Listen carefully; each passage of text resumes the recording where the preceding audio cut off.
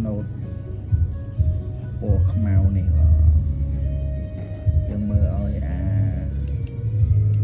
កវលនេះឲ្យចំមួយអាឆ្នោតខ្មៅហើយបន្តមកគឺយើងមើលគូតយើងមើលគូតនេះគឺលេខសេសគឺមានន័យថាលេខសេសលេខ23ចឹងមានន័យថាឲ្យតែលេខសេសមិនប្រកាសថាលេខ23ទេលេខ11លេខ13ឬក៏លេខ15 17អីចឹងនេះលេខ23ដល់យើងចាំអត់មើលអ្នកគ្នាហើយយើងធ្វើការកត់បងប្អូនអានេះជារលឹកអូខេអូខេអូខេ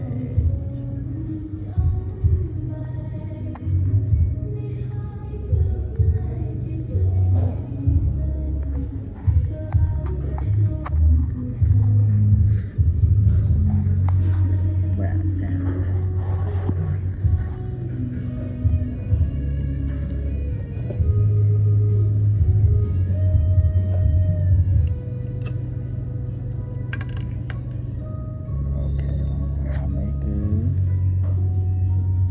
កំប៉ុងបាទវីដេអូនេះគឺមានប៉ុណ្្នឹងឯងបាទ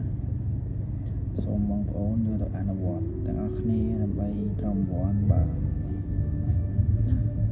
អរគុណបាយបាយ